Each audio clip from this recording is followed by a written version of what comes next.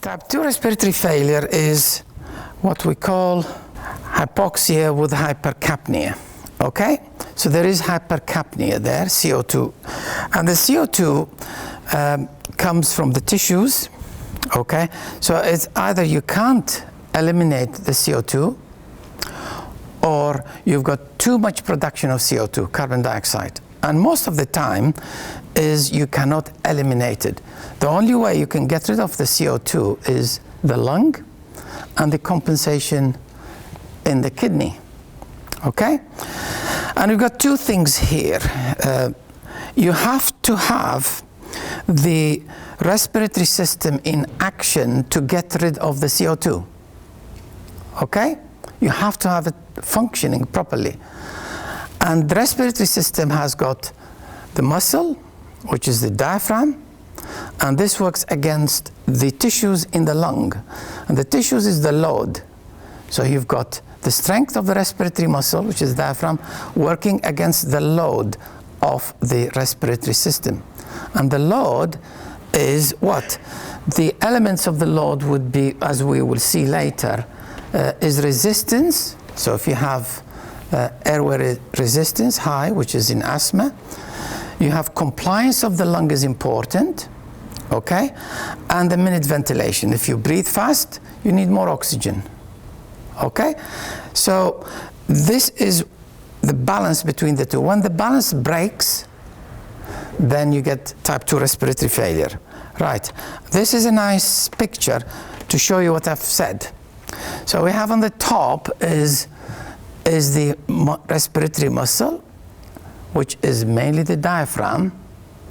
All these extra muscles of breathing, they are pretty useless. They don't do much. They only lift the chest up and down. So the main muscle of breathing is the diaphragm. And the diaphragm is supplied by which segment?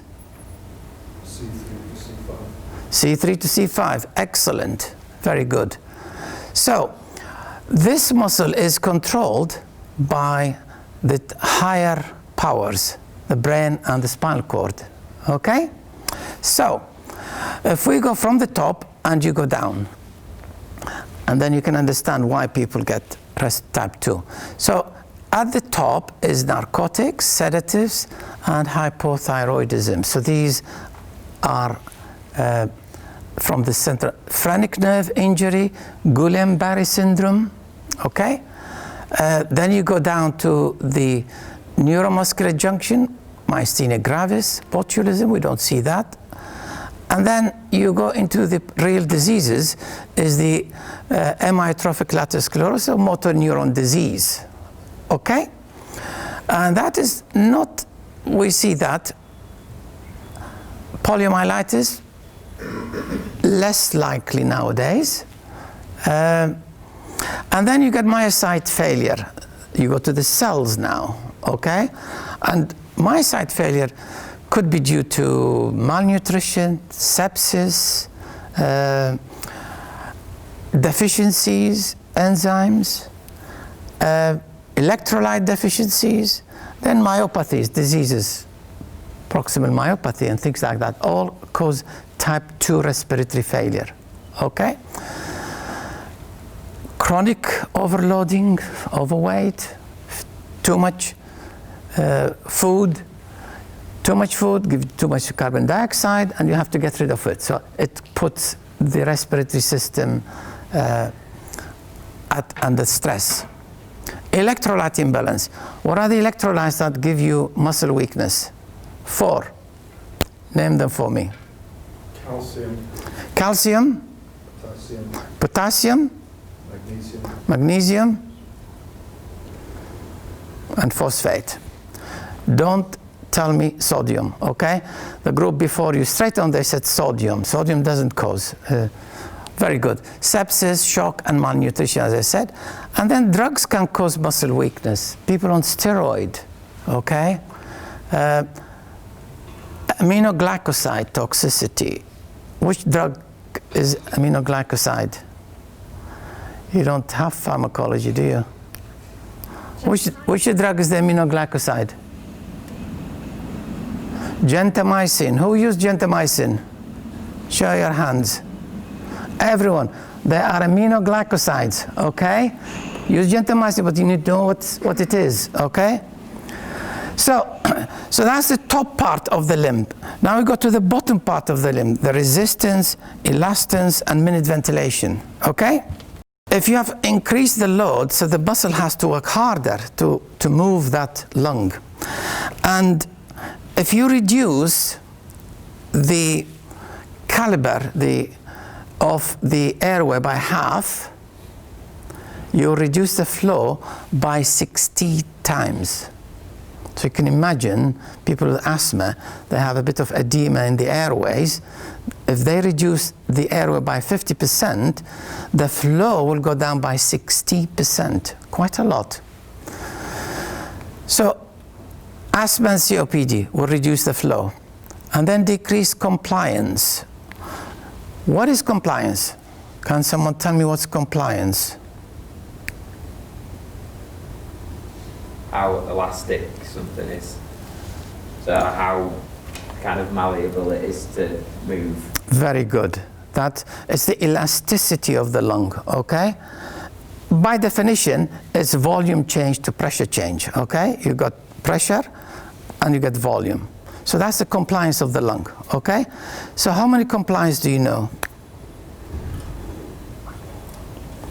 in the lung? Is it there? There it is. Chest wall compliance and lung compliance. Okay, you got two compliance. Chest wall compliance is something outside the lung that causes problem to the muscle to move the respiratory system. And what are the things in the chest wall that can cause reduced compliance? And the autoimmune disease. I'm not talking about that actually. That doesn't cause that. It causes muscle weakness.